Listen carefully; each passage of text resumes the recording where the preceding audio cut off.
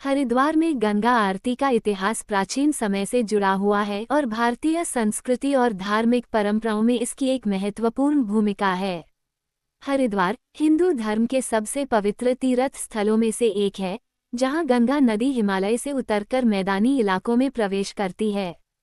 गंगा आरती मां गंगा की पूजा और आराधना के लिए की जाने वाली एक प्रमुख धार्मिक विधि है, जिसे विशेष रूप से हर की पौड़ी पर आयोजित किया जाता है। गंगा आरती का इतिहास थी। गंगा आरती की परंपरा कई सदियों पुरानी है। ऐसा माना जाता है कि ऋषि मुनियों और साधुओं द्वारा गंगा नदी को एक देवी के रूप में सम्मान दिया जाता था और वे उसकी पूजा करते थे। गंगा को हिंदू धर्म में पवित्र नदी माना जाता है, जो पापों को धोने वाली और मोक्ष का मार्ग प्रदान करने वाली मानी जाती है।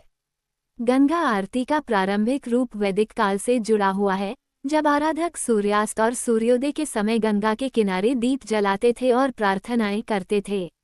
20वीं शताब्दी में इस आरती ने एक संगठित रूप लेना शुरू किया, जब इसे एक नियमित अनुष्ठान के रूप में हर की पौड़ी पर संपन्न किया जाने लगा।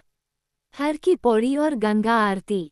हर की पौड़ी का निर्माण राजा विक्रमादित्य ने अपने भाई भर्तृहरि की याद में करवाया था, जो गंगा नदी के तट पर ध्यान में लीन रहते थे।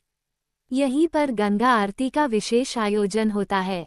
हर की पौड़ी का ये स्थान पवित्र माना जाता है और यहाँ पर गंगा आरती की शुरुआत 20वीं सदी में एक नियमित और बड़े धार्मिक समारोह के रूप में की गई थी।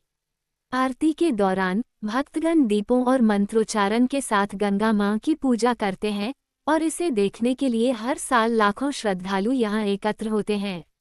इस दौरान दीपों की झिलमिलाहट और गंगा की लहरों के साथ एक अद्भुत वातावरण का निर्माण होता है, जो भक्तों को गंगा की महिमा और उसकी पवित्रता का अनुभव कराता है।